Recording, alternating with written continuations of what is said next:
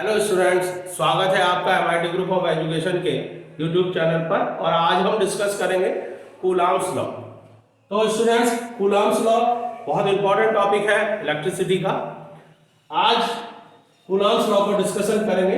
पहले हम देखते हैं कि दो पॉजिटिव चार्ज अगर एक दूसरे के पास रखते हैं तो एक दूसरे से दूर भागते हैं।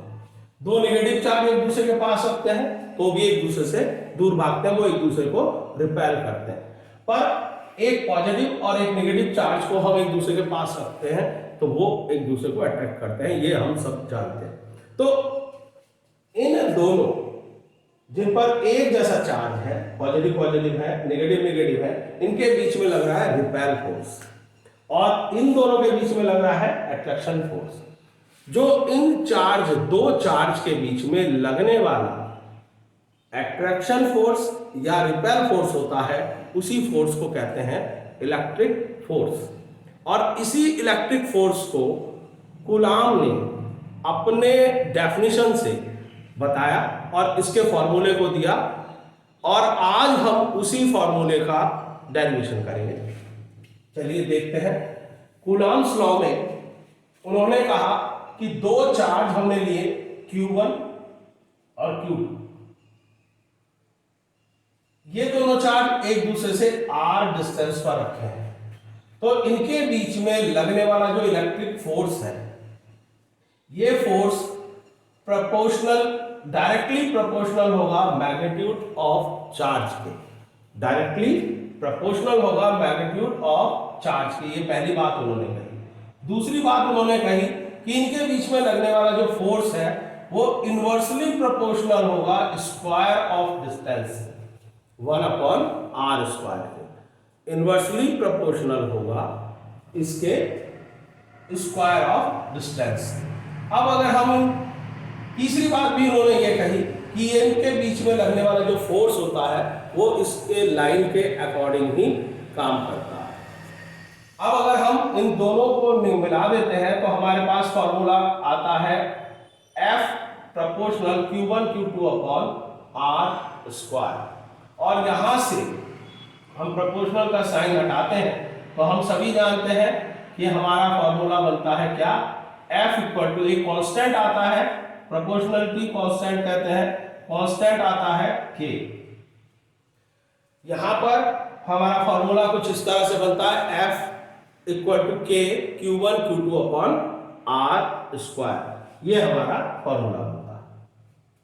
अब आगे इस बात को उन्होंने बढ़ाया कि अगर इनके बीच में, इन दोनों चार्ज के बीच में वैक्यूम हो और एयर, मतलब निर्वात, हिंदी में कहते हैं निर्वात और वायु, निर्वात या वायु, ठीक है, वैक्यूम और एयर हो, उस कंडीशन में एक्सपेरिमेंटली एक कांस्टेंट जो रखा जाता है वो K की जगह पर रखा जाता है 9 × 10⁹ न्यूटन मीटर स्क्वायर पर कूलॉम स्क्वायर। ये एक्सपेरिमेंटली, ये वैल्यू आपको याद रखनी है। एक्सपेरिमेंटली ये वैल्यू रखी जाती है K की जगह, कांस्टेंट की जगह 9 × 10⁹। इसका यूनिट देखते हैं किस तरह से आया है। यूनिट हमारा इसी फॉर्मूले से निकाला है। देखिए स्टूडेंट्स, K इक्वल टू, अगर हम फॉर्मूला, अगर हम K का निकालें, K इक्वल टू क्या हो जाएगा, F/r² Q1 Q2। तो K इक्वल टू F हो गया न्यूटन, ये हो गया मीटर पर कूलॉम स्क्वायर। तो इस तरह से K का यूनिट आता है न्यूटन मीटर स्क्वायर पर कूलॉम स्क्वायर। ये हमारा फॉर्मूला तब रखा जाएगा जब इनके बीच में एयर और वैक्यूम होगा। तो हमारा फॉर्मूला हो गया F equal to 9 × 10⁹ Q1 Q2/r²। तब हमारा ये फॉर्मूला आ गया। अब वैक्यूम और एयर के लिए जो 9 × 10⁹ रखा है उसे हम लिख सकते हैं, 1/4πε0। 1/4πε0 हम इसे लिख सकते हैं यहां पर 9 इंटू 10⁻⁹ को हम लिख सकते हैं 1/4πε0। ये कांस्टेंट वैल्यू है। आगे के डेरिवेशंस में बहुत यूजफुल है, तो यहां पर रखा गया है। इसकी जगह 9 इंटू 10⁻⁹ को 1/4πε0 रखा गया है। इसे कहते हैं ε0। ε0 को का मतलब होता है परमिटिविटी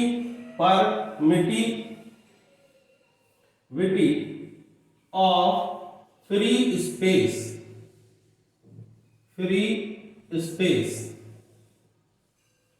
निर्वात की वैद्युतशीलता। हिंदी में कहते हैं निर्वात की विद्युतशीलता, निर्वात की विद्युतशीलता कहते हैं। अब ये विद्युतशीलता क्या है? निर्वात का मतलब वैक्यूम हो गया, वायु या निर्वात की विद्युतशीलता कहते हैं।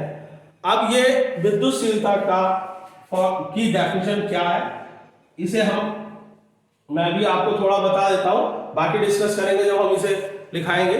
विद्युतशीलता का मतलब होता है जब किसी सब्सटेंस में, किसी पदार्थ में हम विद्युत क्षेत्र उत्पन्न करते हैं, इलेक्ट्रिक फील्ड उसमें हम बनाते हैं, तो वो इलेक्ट्रिक फील्ड बनाने का एक विरोध करती है, वो उसे बनाने से रोकती है। तो उसकी जो माप होती है, जो उसकी वैल्यू होती है, वो कहलाती है परमिटिविटी ऑफ फ्री स्पेस। तो स्टूडेंट्स, हम यहां पर अगर एयर और वैक्यूम है तो हम यहां पर रखते हैं 1/4πε0 Q1 Q2 upon r² Newton. ये हमारा फॉर्मूला आ जाता है वैक्यूम और एयर के लिए 1/4πε0। जैसा कि हम जानते हैं 1/4πε0 की वैल्यू क्या है? 9 इंटू 10⁹ 1/4πε0 क्यों रखा गया मैंने आपको बताया है, बहुत यूजफुल है, आगे हम इसका यूज करेंगे। अब बात करते हैं अगर इनके बीच डाइलेक्ट्रिक कांस्टेंट भर दिया जाए। अब डाइलेक्ट्रिक कांस्टेंट क्या होता है? डाइलेक्ट्रिक कांस्टेंट होते हैं glass, wax, paper etc। Dielectric constants परावैद्युत पदार्थ, कांच, मोम, पेपर, कागज etc। ये अगर इनके बीच में हो तो हमारा फॉर्मूला क्या लिखा जाना चाहिए? जैसे वैक्यूम और एयर के लिए तो फॉर्मूला उन्होंने दे ही दिया कि उनके बीच में हमें रखना है 1/4πε0। तो हम यहां पर लगने वाले फोर्स का फॉर्मूला हो जाएगा 1/4πε, ओनली एप्सिलॉन होगा, और यहां हो जाएगा Q1 Q2 upon r², newton meter square पर कूलम स्क्वायर। सॉरी, यहां पर होगा केवल न्यूटन। फोर्स का फॉर्मूला है 1/4πε रखेंगे।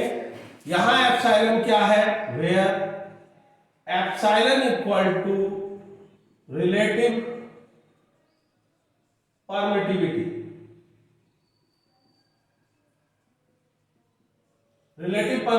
निरपेक्ष विद्युतशीलता।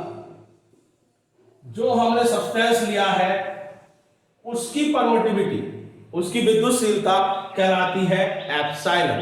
एप्सिलॉन की जो वैल्यू होती है वो होती है, और इसका एक फॉर्मूला होता है। एप्सिलॉन की वैल्यू अगर हमें निकालें तो एप्सिलॉन को ε0 से अगर हम डिवाइड कर दें तो हमारे पास आता है एक कांस्टेंट k। इसे कहते हैं एब्सोल्यूट या डाइलेक्ट्रिक कांस्टेंट या एब्सोल्यूट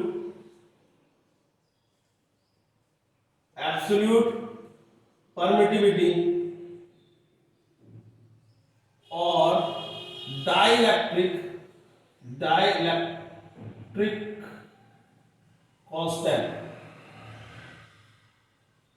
इस कंडीशन में एप्सिलॉन की वैल्यू आती है k एप्सिलॉन 0 और तब हमारा फॉर्मूला बन जाता है F equal to 1/4 pi epsilon 0 into k Q1 Q2 upon R square, ये हमारा फॉर्मूला बन जाता है। एक बार दोबारा देखिए, अगर डाइलेक्ट्रिक कांस्टेंट मतलब ग्लास, वैक्स, पेपर अगर इसमें भरा हो तो F की वैल्यू हो जाती है 1/4 पाई एप्सिलॉन, जहां एप्सिलॉन को रिलेटिव परमिटिविटी कहते हैं, निरपेक्ष वैद्युशीलता कहते हैं। अगर हम रिलेटिव परमिटिविटी को हम यहाँ परमिटिविटी ऑफ फ्री स्पेस से हम डिवाइड कर दें तो हमारे पास आता है कांस्टेंट K, जिसे एब्सोल्यूट परमिटिविटी कहते हैं और डाइलेक्ट्रिक कांस्टेंट भी कहते हैं। तो यहाँ एप्सिलॉन की जो वैल्यू आ जाएगी K एप्सिलॉन 0 आ जाएगी। देखिए इसे करने का क्या फायदा होगा कि 1/4 पाई एप्सिलॉन की वैल्यू हम जानते हैं 9 × 10⁹ 1/k। K क्या है? डाइलेक्ट्रिक कांस्टेंट है। अगर ग्लास, वैक्स, पेपर भरा होगा तो उसकी वैल्यू हमें दी होगी, ये वैल्यू हम यहाँ पर रख करके हम इसको न्यूमेरिकल को कर सकते हैं, तो ये हमें फायदा हो जाता है। हम यहाँ पर एप्सिलॉन को हटा करके K एप्सिलॉन 0 हम यहाँ रख देते हैं। इसके बारे में अभी डिस्कस करेंगे, जब हम इसकी परमिटिविटी की थ्योरी पढ़ेंगे तब हम इसके बारे में डिस्कस करेंगे। अब हम कूलॉम्स लॉ किस तरह से अप्लाई होता है वो हमने पढ़ा है, अब इसकी हम डेफिनेशन लिखते हैं।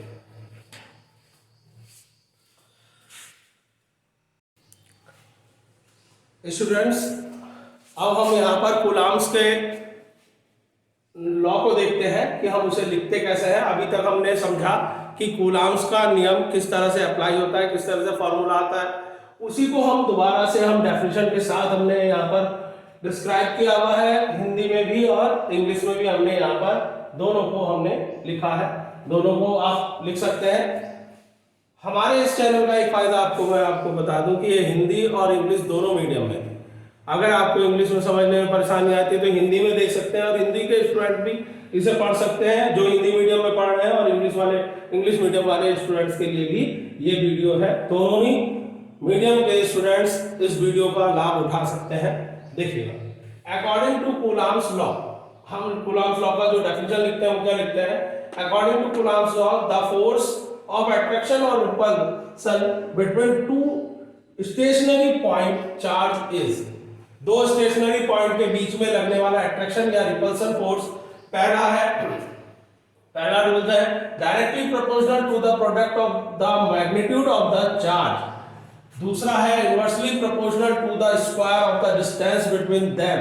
ये मैंने आपको समझा दिया है। The force always act along the line joining the two charge, ये फोर्स हमेशा वहां काम करता है जहां पर इन दोनों चार्ज को जो लाइन मिलाती है।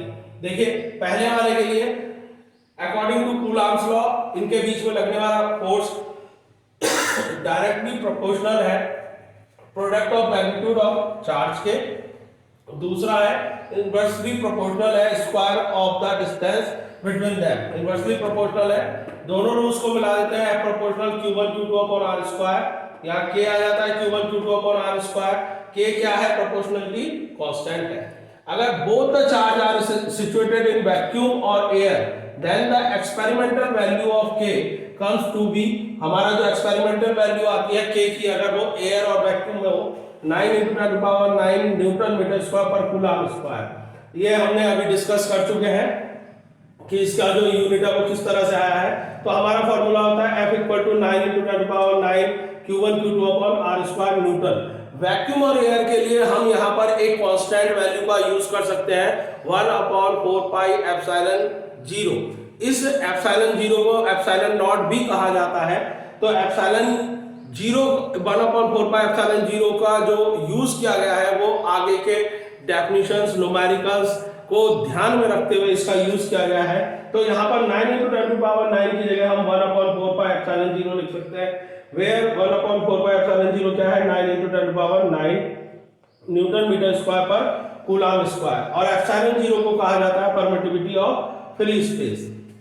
यहाँ पर हिंदी में डेफिनेशन लिखी हुई है, दो आवेशित कणों के बीच लगने वाला आकर्षण या प्रतिकर्षण बल निम्न बातों पर निर्भर करता है। आवेशित कणों के बीच में लगने वाला बल दोनों आवेशों के गुणनफल के अनुक्रमानुपाती होता है। यह बल दोनों आवेशों के बीच की दूरी के वर्ग के व्युत्क्रमानुपाती होता है। यह बल दोनों आवेशों को मिलाने वाली रेखा के अनुदिश होता है। तो ये हमारा कूलॉम्स का नियम है। और यहाँ पर हमने दो charge Q1 Q2 r distance पर रखे हुए हैं। तो कूलॉम के नियम के अनुसार ये आपको F अनुक्रमानुपाती है Q1 Q2 के और F व्युत्क्रमानुपाती है 1/r² के। दोनों नियमों को मिला देते हैं तो हमारे पास ये फॉर्मूला बनता है। प्रोपोर्शनल का साइन हटाते हैं तो एक कांस्टेंट आता है और इस कांस्टेंट को एयर और वैक्यूम के लिए, वायु और निर्वात के लिए कहा गया है 9 × 10⁹ न्यूटन मीटर स्क्वायर पर कूलॉम स्क्वायर। और यहाँ पर फिर हमारे पास ये हमारा फॉर्मूला बन जाता है यहाँ पर। और इस k को हमने लिखा है 1/4πε0। तो यहाँ हिंदी और इंग्लिश में दोनों में डेफिनेशन दी हुई है, आप यहाँ पर इसे नोट डाउन कर लीजिए। उसके बाद हम बात करते हैं परमिटिविटी की डेफिनेशंस की।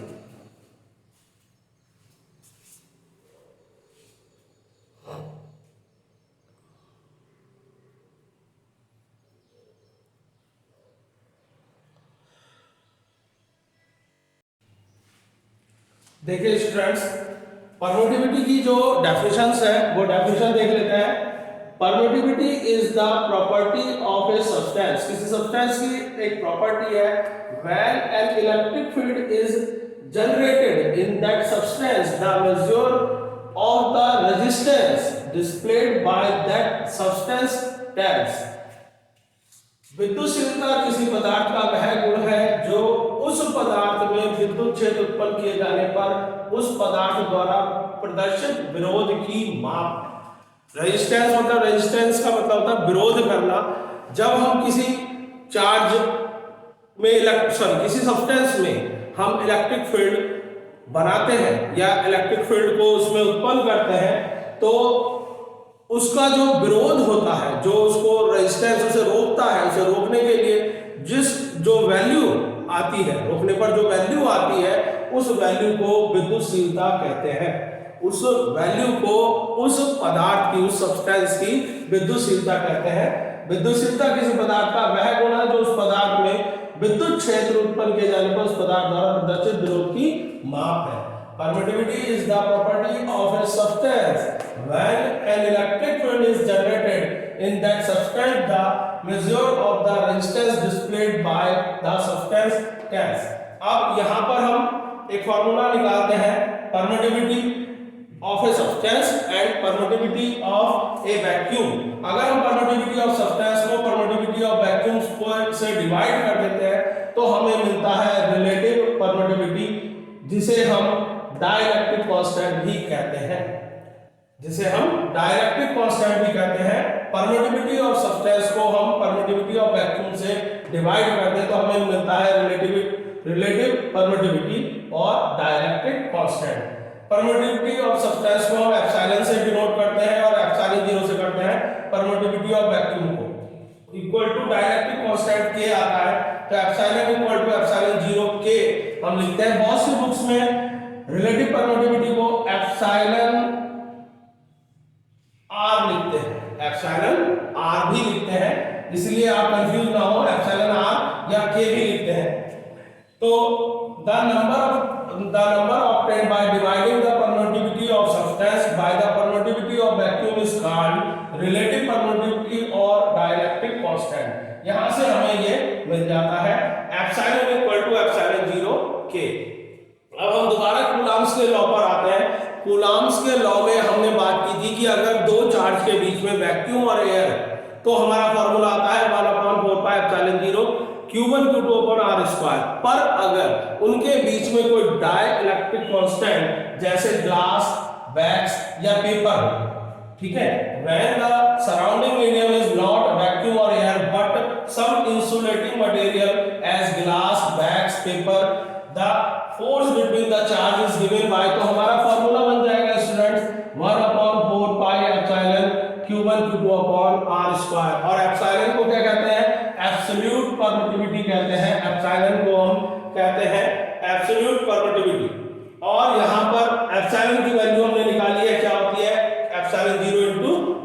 तो F इक्वल टू आ जाएगा 1/4 pi epsilon 0 into K Q1 Q2 upon R square. यहाँ पर देखिए इस फॉर्मूले का फायदा क्या है हमें यहाँ पर चेंज करने का कि F इक्वल टू हम यहाँ पर 1/4 पाई एप्सिलॉन 0 की जो वैल्यू है वो हम जानते हैं क्या होती है 9 × 10⁹ 1/k की वैल्यू वो हमें देगा। न्यूमेरिकल में हमें क्वेश्चन जो होगा न्यूमेरिकल उसमें हमारे पास दिया हुआ होगा k क्या है, वैक्स है, ग्लास है, मोम है, तो वो हमें दिया हुआ होगा। सॉरी एयर, यहाँ पर एयर गलत लिखा गया है,